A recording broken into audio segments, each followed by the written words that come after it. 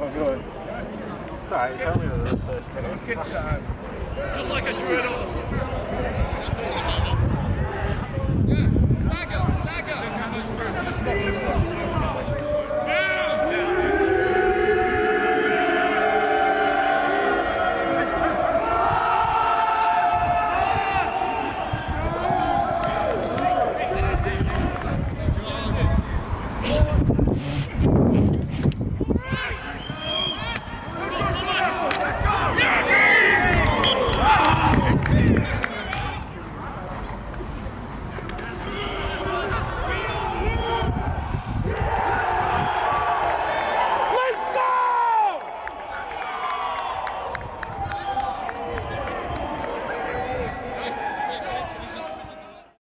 That unaffiliated or kind of off the kind of rails. But sorry, John, I didn't quite catch what league was that. Sorry. Oh, the CEFL, so it's the CEFL. Okay. Yeah, Central European Football. So it's if you look at the teams involved, it's more or less kind of a Champions League for the teams that got the ELF. So for example, you've got kind of Guelphi and Parma from Italy, you've got Osas from Spain.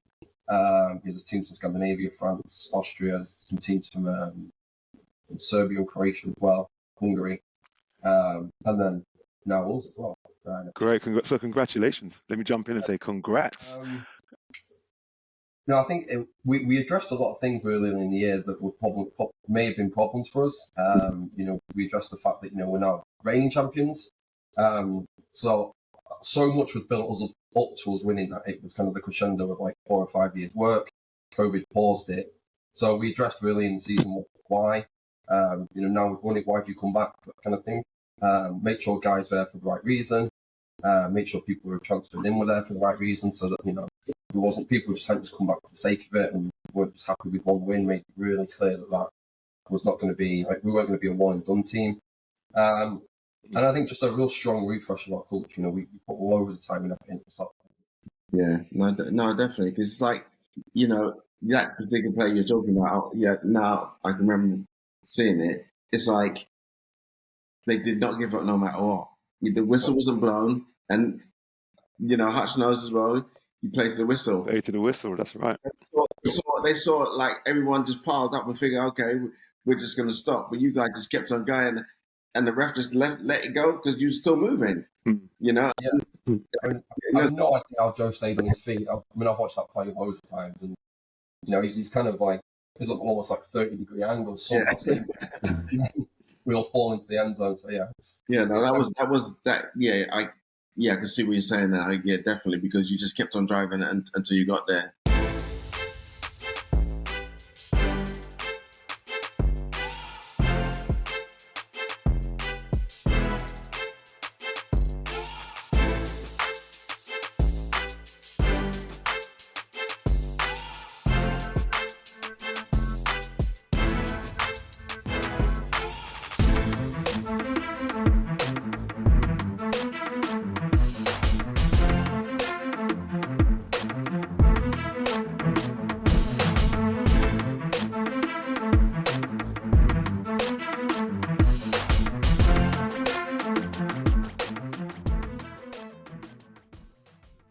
We're there.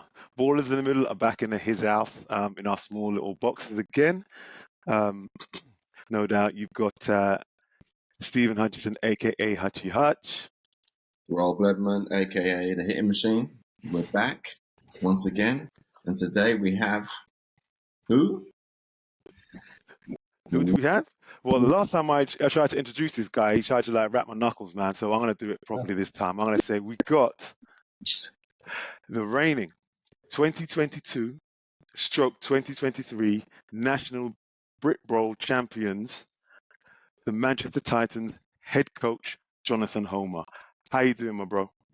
Yeah, I'm doing really well. Right now, I'm a little hungover. I'm looking at myself in the screen. I thought I was going to get away with it, but I'm not. But yeah, generally doing really good. Enjoying my season right now. Yeah. Great. Okay. So before we kick into it, Ro, what we got, man, from an advertisement perspective? Advertisement is the same old. It's normally hit us up on YouTube, Instagram, Facebook, Twitter. We've got a Twitter account. We're growing. We're getting there. But don't forget to push that notification button when you're on YouTube to see all our up-and-coming videos. And check out us on Instagram. We post every week, the scores of the NFL and whatever's happening within the Brit League. So, on that note, Hutch, you want to kick it off, or you want me to kick it off? Hey man, listen man, you can kick it off, man. Kick it into touch. Kick it into touch. Let's go. I'm going to take the little reins this morning. First of all, I'd like to say congratulations, Jay. I do watch the game, and it was good. And take my hat off. Well done. On that one, I got a little question I want to ask you. So I'll just say congratulations on your victory. What do you believe were the key factors combining your success for this season? Whole season. I think we addressed a lot of things earlier in the year that were may have been problems for us. We addressed the fact that we're now reigning champions. So much was built up to us winning that. It was kind of the crescendo of like 4 or 5 years' work. COVID paused it. So we addressed really in the season why. Now we've won it. Why do you come back? That kind of thing. Make sure guys were there for the right reason. Make sure people who were transferred in were there for the right reason, so that there wasn't people who just hadn't just come back for the sake of it and weren't just happy with one win. Made it really clear that was not going to be we weren't going to be a one and done team. And I think just a real strong refresh of our culture. We put loads of time in the start of the season into making sure that everyone understands what our culture and our philosophy is, and then we just drive that home all season. Every training session is present, every game is present, and actually, when it really, really counted in those kind of last couple of games, especially like third quarter against the Warriors, when we had a bit of a wobble, it was all there, it all came to the floor, and we just dug in and pulled it out. Yeah, there were 2 big plays there that, to me, from my understanding, changed the tide of the game. But I'll leave that one for Ro to come back to you with on that one. So 2022, man, convincing win, 37-7. And that sent shockwaves. I'm going to say it really did. But second time round, 44-27 is something that you mentioned in our last podcast about, you didn't want it to seem like it was a fluke. In 2022, you really, really wanted to win the 2023 championship, which you actually did. So kudos to that. But you also mentioned about, you mentioned a few key players that the Warriors didn't have with regards to D. Williams. Just talk us through how did you plan to contain someone like D. Williams? Because you know as well as I do, he can throw the ball. He's patient in the pocket. Yeah. He can scramble. He can make things happen. So what did you guys put in place to game plan against trying to keep him in check? Well, I was smart about the game plan because I was DC last year and George Foster took over DC this year, and we had some spicy dialogue before the game as to how we were going to approach it. I wanted to go with how we did it last year, where we ended up with like a 5-man line and we walked our safety down. We pretty much had a 6-man front just to counter that power game. We stuck with our 4-front this year, and actually, fairness, it worked really well because we had more guys in the flow.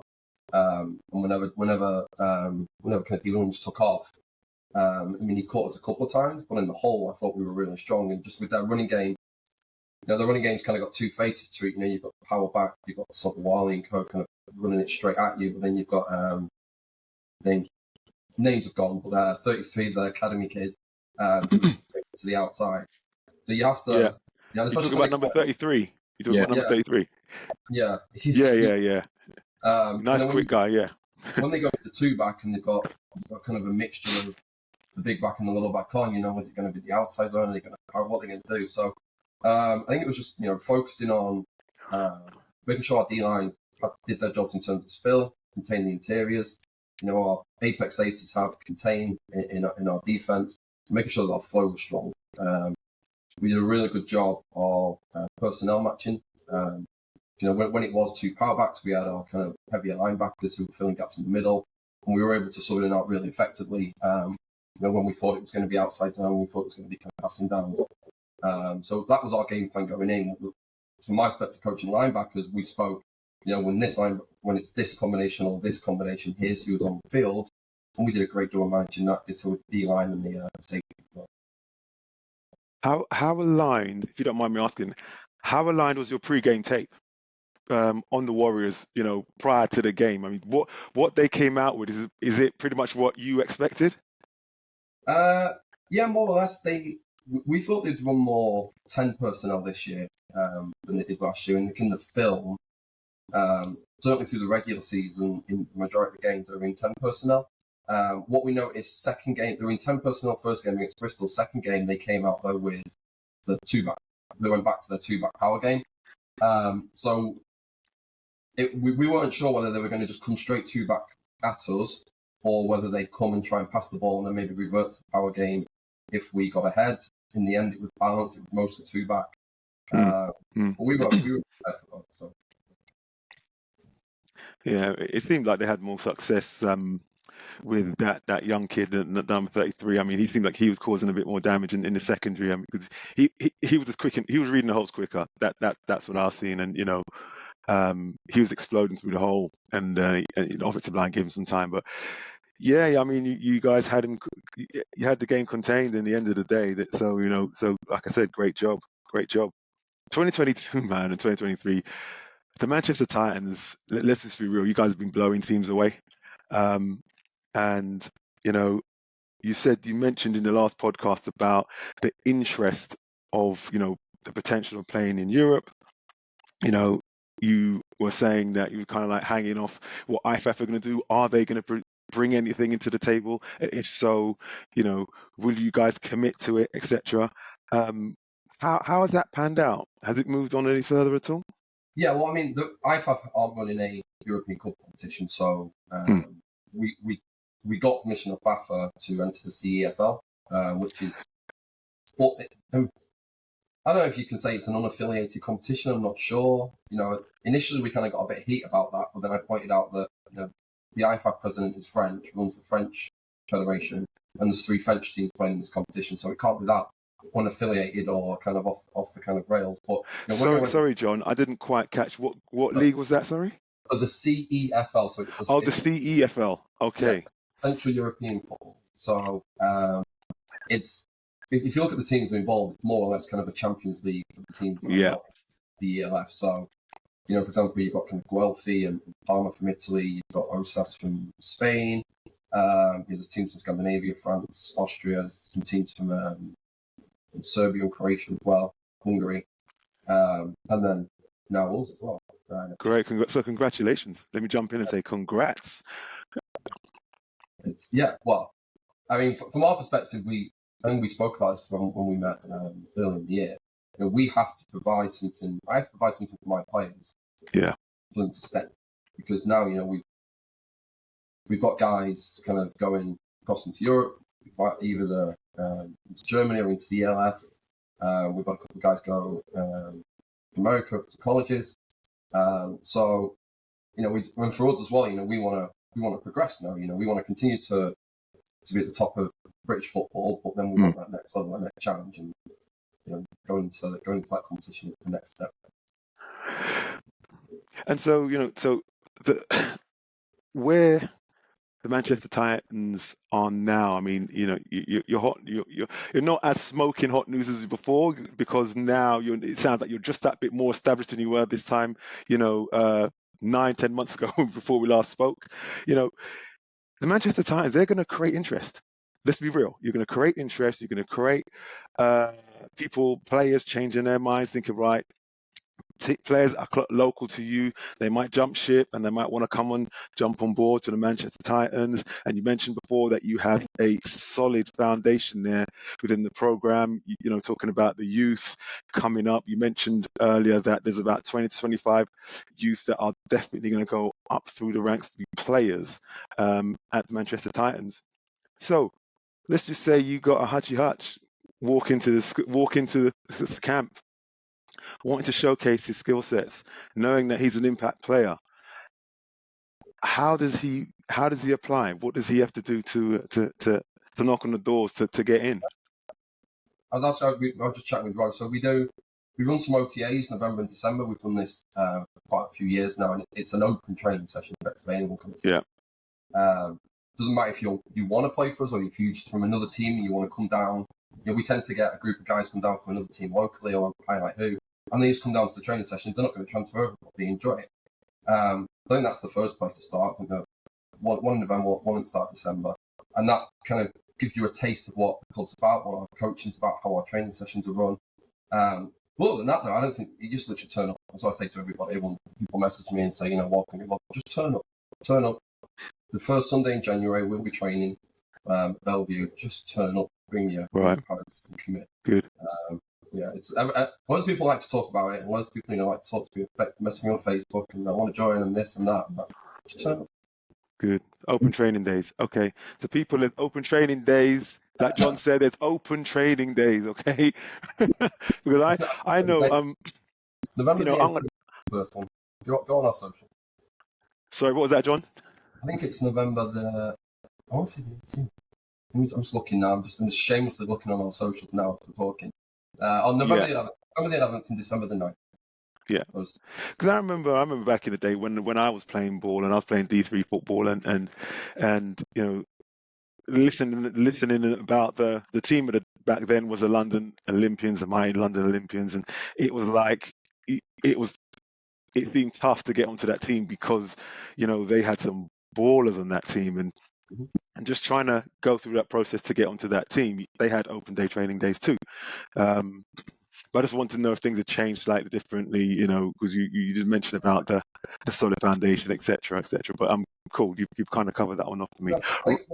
One thing I will say though is that because a quirk of this year is that we were literally turning guys away. We had 0 rookies this year, 0 new to sport rookies. We had players coming from other teams, but all the new to sport rookies we were saying, where do you live? Oh well, actually go to Lee or Crewe or the local teams near us, Lancashire, wherever it might be. At our team's not a participation team. So you can turn up, you can register, you can pay your subs, but we will not put you on the field if you're not going to make a play. It's a simple route. And what we stress to guys, and we stress it again and again and again in pre-season, is that paying your subs and turning up to training doesn't guarantee you anything. 100%. Right. Yeah. If you're not our best players, I don't care about your feelings. You're going to stand and watch. Yeah. We have rotations, of course we do. We want to get guys in the field where we can. But yeah, there's a line in the sand. Like if you're not above this standard, then you won't play. And you have players that they tick the boxes from an admin perspective, but not a physical perspective on the field. And they sometimes feel that because I've paid, I should be playing. So it's I'm good to hear that you've got that delineation and that message clear to your players that guess what, you got to fight for your position. It's just as simple as that. You practice hard, you play hard, you put the work in hard. You get the opportunity on the field. Next, the term next man up, right? So yeah. So I get that. Yeah, listen, John, I'm going to switch lanes and I want to get back onto the actual game. Watching the game, just recapping on it yesterday and this morning. It was, you guys were battling. It was going back and forth. Your defense was playing a hell of a game. You was containing the run very well. What do you think the changing point was, within the game? I mean, I saw by watching it, I'm on the fence. I'm watching it. The changing point for me was great effort on your defense by, just continue like the number 2. When D. Williams was scrambling, he missed him the first time. He went back the second time and caused a fumble.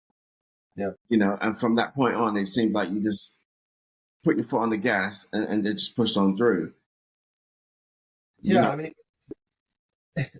it was a very different game to last year. I think for many reasons. I think the Titans have played the Warriors 18-19 in the semi-finals, and I was the coach. I stress got rolled 50-60 points to 0 both times.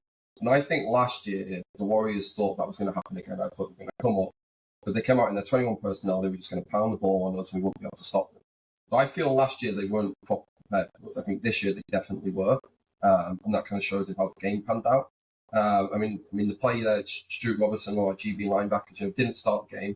We talk about guys having to compete for positions. He didn't start the game, came into the game, kind of made a play like that. And actually we had that.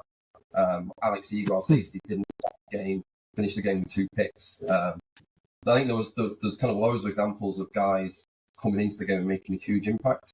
I think the turning point was the touchdown. Well, not as a turning point, but when I knew we were going to win was the offense, the push touchdown that we scored, that Joe Nicholson scored, where we ended up with all 11 of our guys pushing him into the end zone. I think he tried to hurdle a guy at about 7, got stood up, and then we came and we drove him in. I felt we were really comfortable at the start of the third. I thought we were in a great place.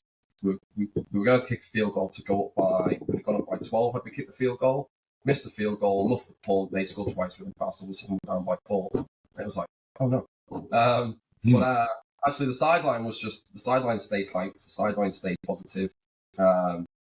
And as soon as we kind of, that touchdown went, and then we hit Max or fresh in the corner, and then so actually Sam hit Zahir.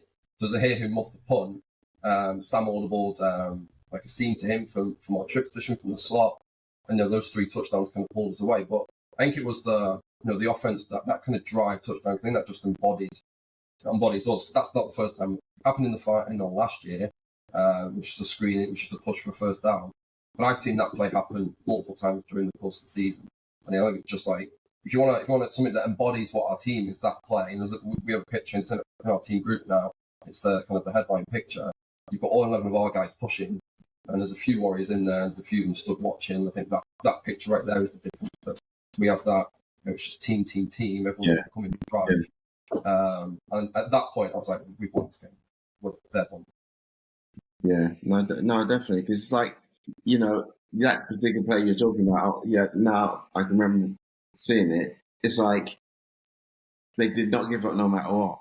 The whistle wasn't blown, and Hutch knows as well. He plays the whistle. Play to the whistle. That's right. They saw like everyone just piled up and figured, okay, we're just going to stop. But you guys just kept on going, and the ref just let it go because you're still moving. Yeah. I have no idea how Joe stayed on his feet. I've watched that play loads of times, and he's kind of like, he's almost like 30-degree angles. We all fall into the end zone. So that was. Yeah, I can see what you're saying now. Yeah, definitely, because you just kept on driving until you got there, and then you finish the play, then you get a punt. It hits my man on the head. It's like it was Zahir again. So you talk about like guys making plays and guys, quick reaction right there. Yeah, because he muffed the punt and then he recovered the punt and he scored the seam.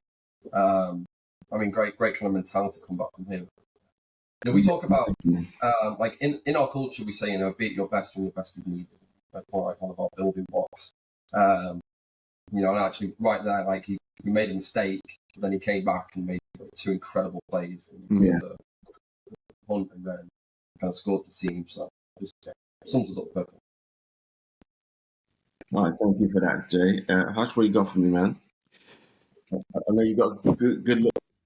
Oh man, so John, man, I'm just going to be hounded on the words that you were saying before. What is your why? Yeah, and what is your why was all about doing back-to-backs, and you've done that. But what is your why now with regards to Johnathan Homer? Not necessarily the Manchester Titans, because hey, we just don't know what it looks like out there right now. There might be other teams looking at you, wanting to get in contact with you, for you to, progress your career. May that be as Johnathan Homer in Europe. May that be Johnathan Homer in the US Power 5 school. We don't know what that looks like. What's your take on that? If you get an offer, what does that look like? This might be a really underwhelming answer for you, but for me, actually, probably exit strategy, to be honest. I think I've only got maybe 2 or 3 years. So I want to do it because my kids are 17 and 9, and I've got, fortunately, my girlfriend plays. She plays for our women's team, plays for the Italian national team, so she's invested in American football too. Oh, that's tight. But it takes up so much of my time. I know. And actually, I want to go to Europe. I want to win in Europe. I don't just want to go to Europe and be happy that we're there. I want to win in Europe, and that might not happen straight away. I'd really like to hand the team over to somebody within the organisation now. Historically, I've coached the women's team. I've coached under 16s and under 19s, and each time I've been able to hand it over to someone I trust. But yeah, I'll say like in 3 years' time, if we've won in Europe, and there's somebody there from within the team that can step up and kind of continue the culture, and if I can go back and coach under 16s, then I would be very, very happy. Perfect. Go and start at the bottom again. Because there's guys in our team like Max Gracie Ainscombe. We'll talk about Max, the receiver, 13, had a fantastic game. Well, there's 5 or 6 guys in that team that I met when they were 14. I was head coach in the 16s at the time. There's like Tom Jones who's playing in Germany, for example. So I'd actually like to go back to the start with a cohort of 14, 16-year-olds. Got it. And then do it again.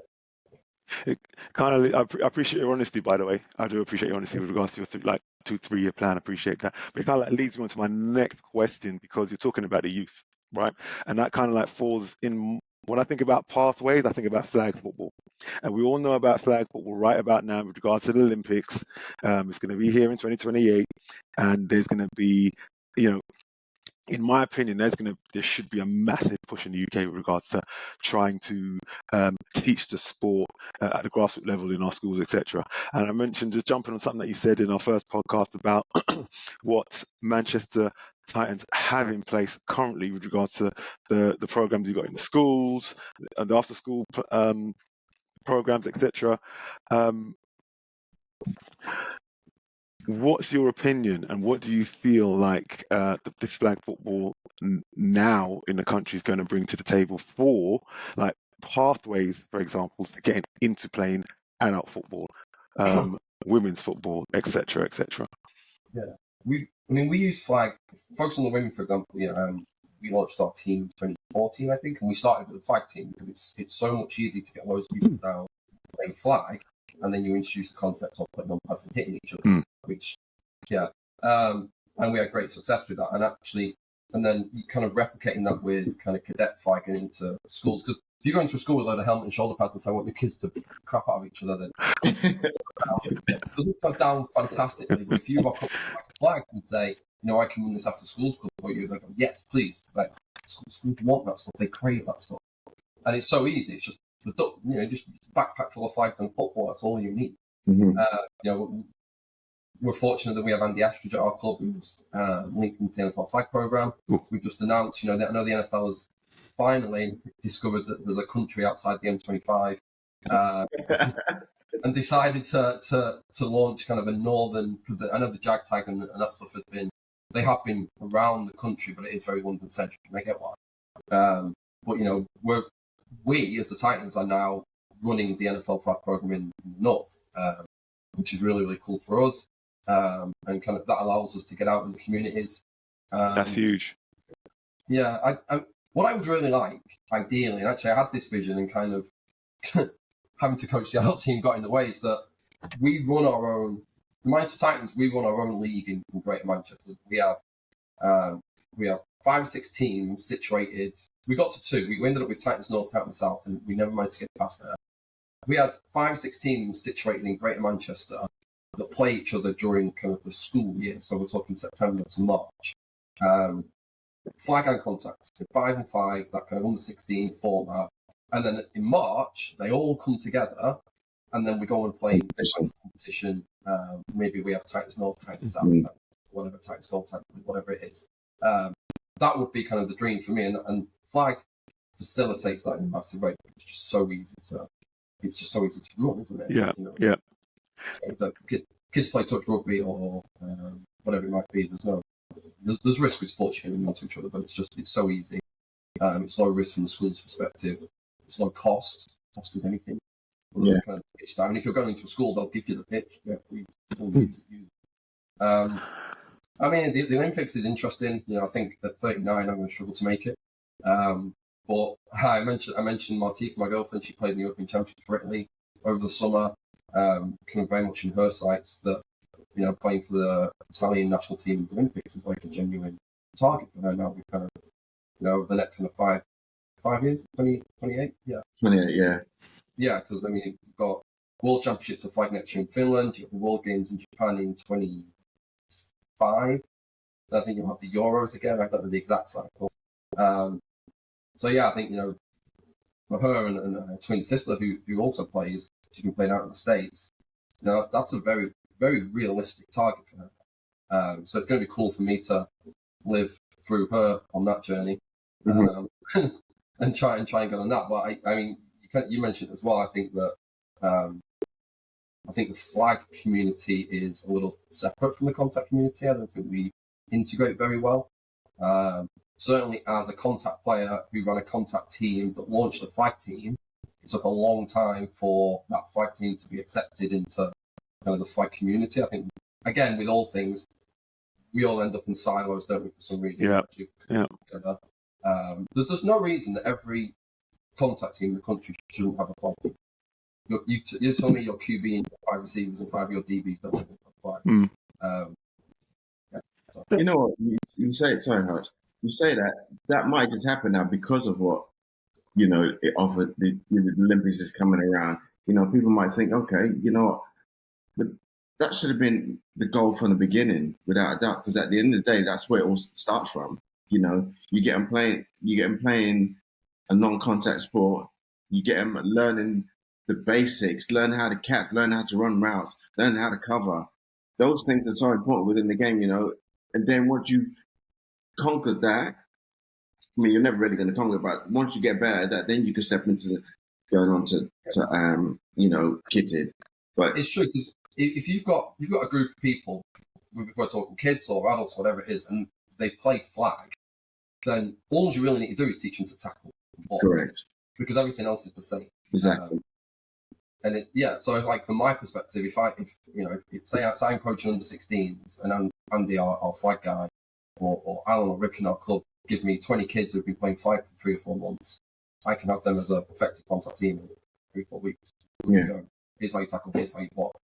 Let's go. But I think teams are foolish not to look at it. I don't know if I told you a story last time. I remember when we first launched our under 12 team, we made the Rip Ball that year.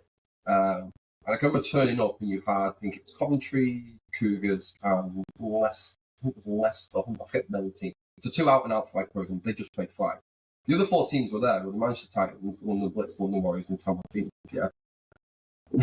There's not a coincidence there that the other 4 teams are those 4 teams, and actually those kids progress up, and those are probably, you know, all the best 5 or 6 programs in the country. So, again, like, when people ask me, like, where do you start? Do you start from the 90s? No, start at the bottom. Get your kids in. The lowest age group, you can get them in, and then it will naturally progress and go from there. Johnathan, just tracking back slightly with regards to, you know, the schools and having flag football in the schools. Were there any challenges with regards to you, you know, showcasing flag American football, the positive things it brings to the kids, etc. Because it's a competitive sport in comparison to rugby. Let's face it, flag rugby, should I say, or tag rugby, it looks really similar. So did you have any challenges actually, I guess, selling this to schools, to get it into the schools up in Manchester? Yeah, that's pretty much my question. What were your challenges? I think when we started, so I'm talking about 2013, 2014 here, it was more of a challenge. You had to go and sell it, but to really go in and sell it and highlight what it brought. Now it's not now, because American football, it's everywhere, isn't it? So now it's just like, yes, let's go. People are excited by it.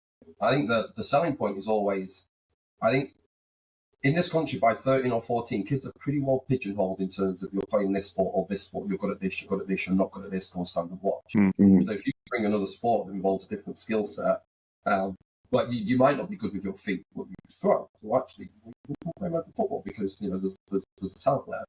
And even actually, you know, when I think about, if I'm recruiting from the 16s, if you've got a cohort of 14-year-olds, and there might be some bigger kids there that are probably not playing sports because they don't fit into, like, you're not playing soccer, you're not running, you're not necessarily playing rugby. Well, actually, you can play American football where you're probably going to be one of the better guys, you know.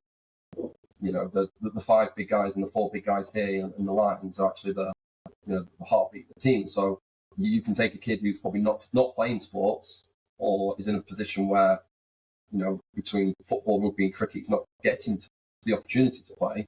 And then so actually here's a sport where he's probably one of the most important players in the field.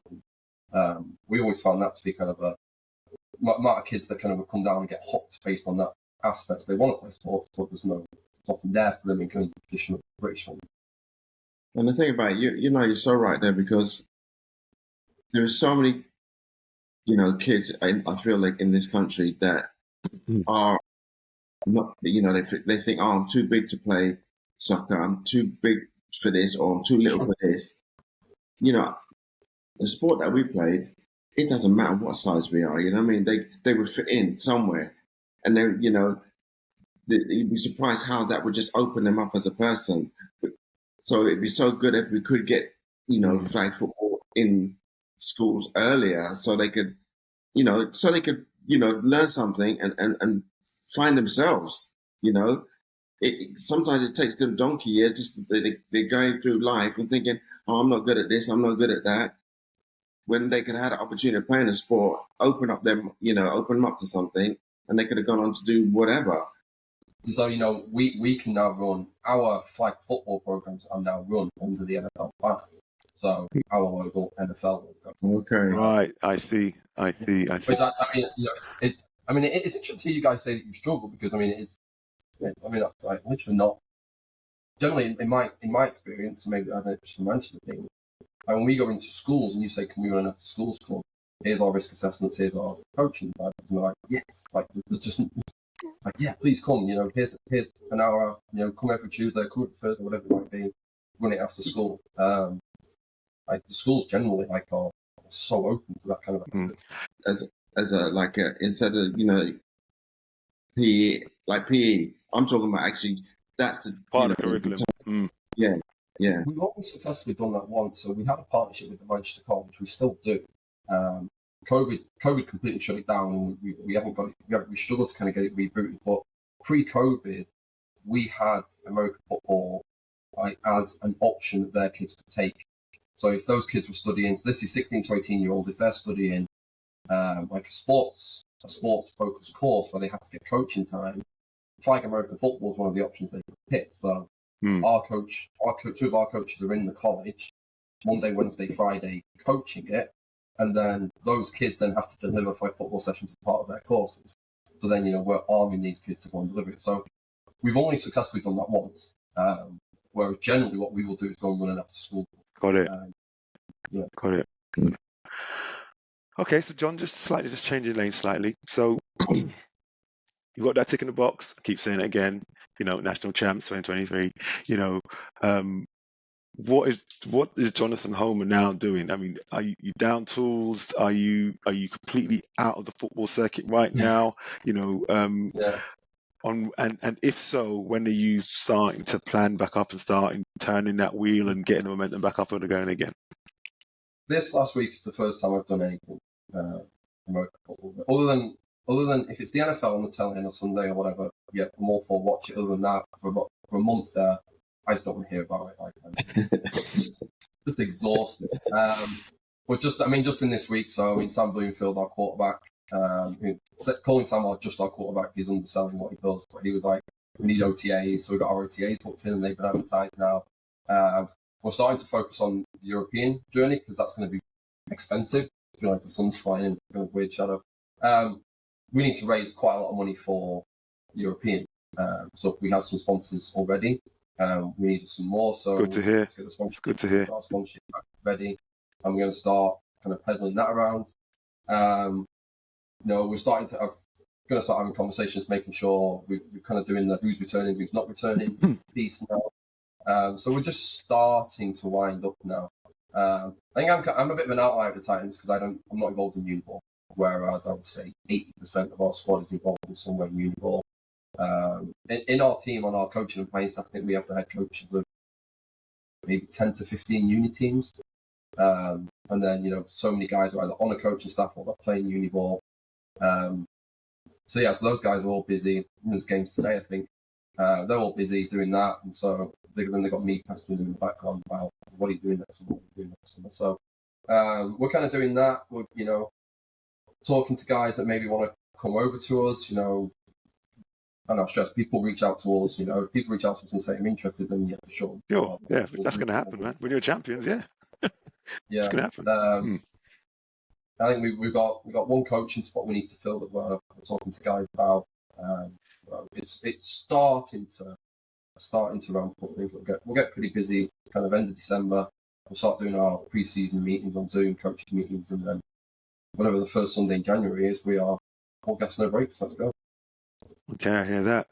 So, John, look, man, I got to say, you guys are going to the CEFL now. You're going to be England's representatives playing in Europe. You're carrying that weight on your shoulders now. So, all the best for your team. Yeah. I'm sure you guys are going to do well. I'm sure it's going to be a learning curve too. It's going to be an experience. All I say is, me being a man from England myself, I'm going to be following you guys, seeing how you guys are doing there too. Just make sure you do your due diligence against every team. You hear me? I think he's going to do that regardless, actually. You see him organised, so I'm no worries there. But on that, what Hutch was just saying there,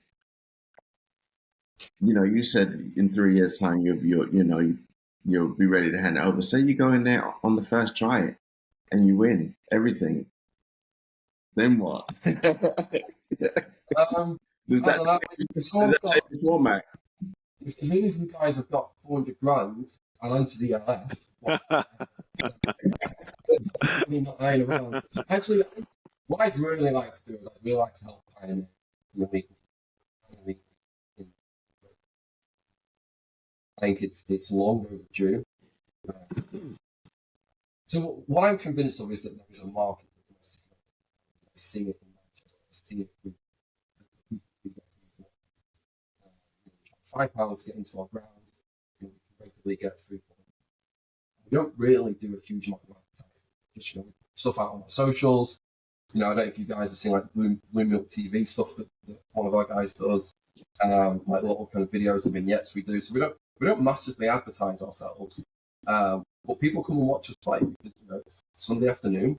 You can watch some American football. So I do believe that if you had a slightly elevated product, and whether that's with the teams as they are now, and whether it's we're creating new franchise teams, whatever, I don't care. My ego is fine. If you want to put a team in the Northwest and call it not the Manchester Titans, I'm fine with that. But we need the next level that we can import players within the rules, and we have the funding to import players, and it means that our top guys are not leaving that pathway through youth, junior, adult, BAFA, elite league.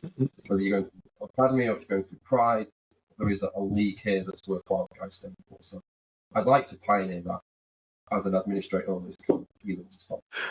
Well, listen, if you ever get any leverage from BAFA to do that, let Ballaz in the Middle know, because this is something that we have wanted for years ourselves. We do know that BAFA are going in the right direction to try and get that done. But that's exactly what we want. It's exactly what we want to see. We want to keep the talent, because John, as well as I do, there's talented players in this country, and we want to keep them here. We want to attract them to play in a Super League as such, and keep it in house. And at the same time, what you're doing is you're raising the awareness of the game in this country. So yeah, I have a question for you guys then. Did you guys play in Europe with the Olympians? Yeah. You won, didn't you? I think. Yeah. How was that? Okay, so okay, do you want to start, Ro, or do you want me to go for this? So I was 93, 94. So I won it 2 years in a row. Hutch came in 94 and won it and got the MVP. Kudos to him, man. He balled out. And you know what? He balled out on. He was. Our back got hurt that year. It was that year, wasn't it? Yeah. Well, let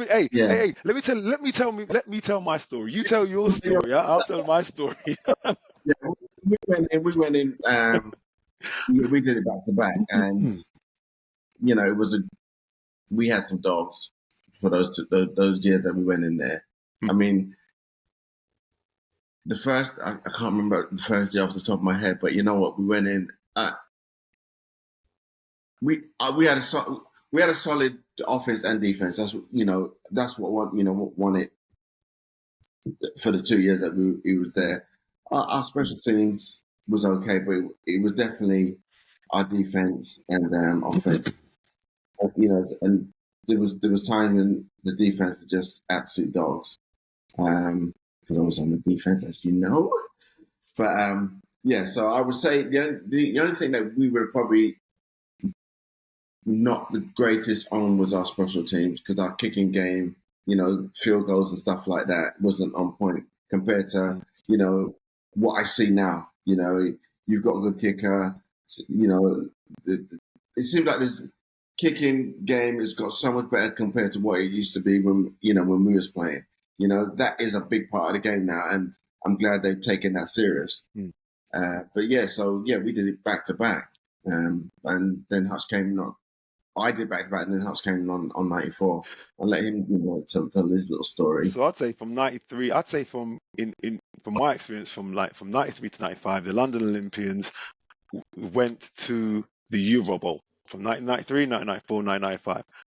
I got to 1994. I came in there to back up a great historic running back called Richard Dunkley. Me and him went toe to toe throughout the year, and like a 1-2 punch in the backfield. We got to the finals, and Richard hurt his hand in the semi-final, and I didn't know that he wasn't going to be suiting up in the game. I was told 10 minutes prior to the game, Hutch, you're going to be playing the majority of the game. So it was like, okay, yeah, it's that scenario of next man up, right? Next man up. So I didn't play the first drive, but after that, I played every drive. And yeah, Cinderella season, MVP of Europe, it was absolutely great. We went back in 95. Yeah. You start shaking your head, bro. You start shaking your head.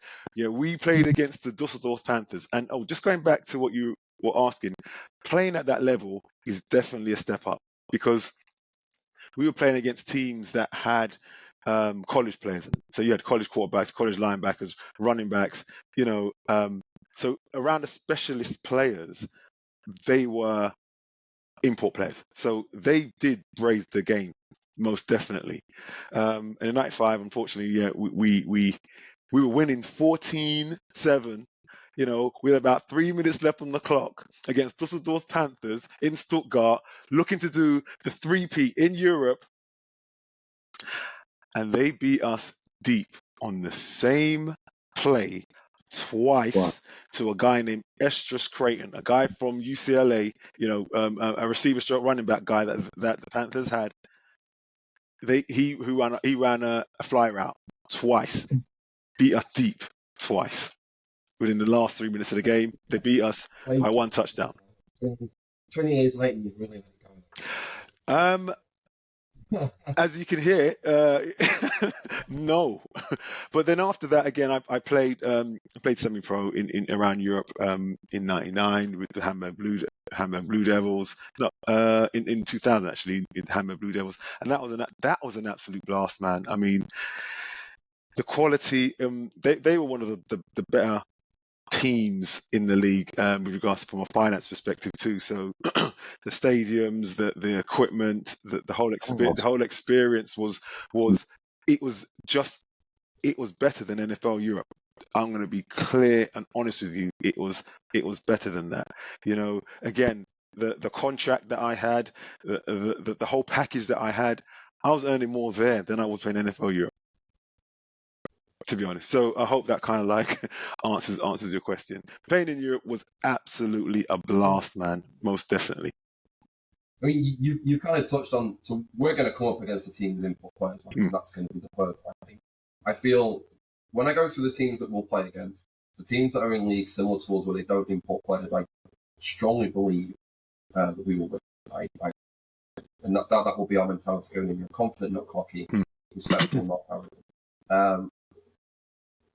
We are going to hit a team that's got, import Americans in there, or import North Americans, and that will be the step. It'll be interesting to see how we compare with that. I was speaking to Jason Scott about it, and he said, they held their own in their first game. And they played Copenhagen, that had a team full of imports, and so they got rolled over. So it'll be interesting to see how we fare. But then, if we are competitive and we do run into that competition, we do go away, and it is the import players that's kind of the hurdle, then you're going to hear me making a lot more noise about the need to grow.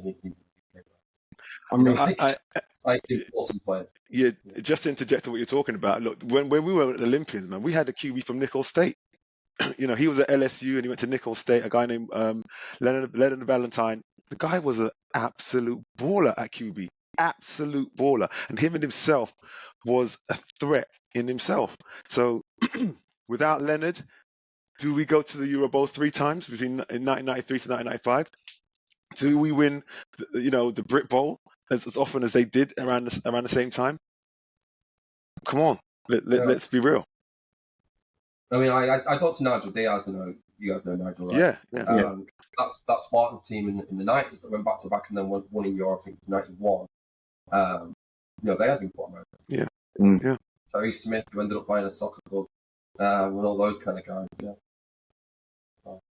But I think as what I see with Manchester, I think if you keep that cohesion, that family, family bond, it will push through better than you think it will. Because I'm going on how it was when we was playing. I feel like they relied on those import players more as playing as a solid unit, and it worked. Does that still happen now? I don't know, because we haven't seen any games in Europe. But going by how you guys play and talking back to that one player again, how you drove to hit the running back to the goal line and over the goal line. I think you keep that mentality and keep that cohesion and that bond, like that family love. I think you'll push through a lot further than you feel. I think you do very well within Europe. I think you'll come up when you hit you think you hit brick wall. I think you'll push as long as you stick together as a team. Jonathan, I just want to add on the back of what Roel was saying. And what I've noticed with Manchester Titans on the sidelines is that you guys are very, very disciplined, and it's straight across from the coaching right down to the players. And do you panic? From what I've seen, I don't really see you guys panic. I see there's a lot of respect for the coaches. It's two, and you guys play as a unit. The one nugget that I want you to take from me with regards to you playing in Europe is just make sure that your players know the fundamentals of their own position. It's fundamentals, driving home the fundamentals of the position per player. If your players can improve on just the basic fundamentals, and I can see your team plays as team units, you guys will be fine. Definitely, without a doubt. I mean, it's different as you go up the levels, right? Because we're going to come up against guys like receivers have options on the routes, and QB that can bring that option. That's the stuff that we don't get on little things like that. But I think like in the UK, especially in Britain, often it's least mistakes win, right? We do we have what we call EDDs in our training sessions. So the first 20 minutes of every training session are exactly the same from the start of January even through to the session for the Brit Bowl. The first 20 minutes we call our everyday drills, and it's our fundamentals. Each position has 20 minutes of fundamental drills, and we do them every single time we practice. And actually, that's our pre-game as well. Our warm-up are those EDD drills. And we pound, So from my perspective, linebackers, it's first steps, hips, alley, it's angle tackle drill, it's fit-ups, it's shed blocks, and then it's some pass drops. It's the 20 minutes we do and we'll do them in our OTAs if you come down November 11th. The first 20 minutes of the session, we do those EDD. You're gonna have those, look, John. You're gonna have those impact players that are they're gonna get theirs. There's no doubt they're gonna get theirs. But it really is about this is where it comes to the coaching now, about game planning and how you're going to stop players. And for me, in my head, in my opinion, it keeps going back to those fundamentals. If your players are really sound in their fundamentals, you should potentially be able to slow down any player. If you got receivers you got receivers that are threats in the middle of the field, the receivers that can catch the ball short and make big plays after they've caught the ball. If you've got receivers that can catch the ball deep, you game plan against that. You zone. You double team. I'm not teaching you how to suck eggs here, but you know, I personally feel if you guys just work on your fundamentals even more, you know, you guys will be fine. I really believe that. I mean, we kind of get it in microcosm. You know, Bristol had a couple of the UE kids. They had the running back who's phenomenal, American QB, American receiver, last year and this year. Mm. You know, so we kind of get it in. I mean, it's only 3 guys. You kind of get it in microcosms, I think. Here, I mean, we were fortunate. We mentioned like Zahir Wilder came to us from Leeds Carnegie, an American like D3 player. Remember being like a massive guy. So we do have a little bit of it, but we'll have to see how it pans out. Good. Right, John. So look, I ain't gonna lie. I don't know if you guys can hear it, but my stomach's rumbling, man. It's around that time, man. Because hey, I got a weight problem, man. I can't wait to eat, man. And my wife, she's making my breakfast, and now it's gonna be brunch. So on that note, John, thanks again for your time. We're most definitely going to want to chop this up again with you in maybe 9 months' time, 10 months, just to see how you guys are progressing, etc. We want to follow your team and see how you're doing. You know, you're going to be the ambassadors in Europe now, playing in the CFL. So kudos to you and good luck in the near future. Definitely good luck. And then, you know, just let us know when you get your sponsors and you're ready to go, you know, to move on forward, so we know what's going on, so we can pump that on our socials as well. But yeah, wish you best of luck, and like I said to you, just keep that family bond, man. Just keep that nice and tight, and you'll do all right. You'll do a lot better, you know, than you think. And on that note, much, you know the saying. Let's do it. Just thank you for me, guys. Look, you know, I love listening to the podcast. I love watching it as well. You know, and anything that people do to grow the game in the country and grow it in a positive light to make it. So thanks to you too. I look forward to seeing you soon. All right, man. Appreciate that, John. Appreciate that. Right. But Ro, and on that, go ahead, Hutch, hit it off. Okay, it's about that time, right? So, Yeah. as I clear my throat. Good rice, good meat, good God. Let's eat. Peace out, John. Have a good day, man. Appreciate that. All right.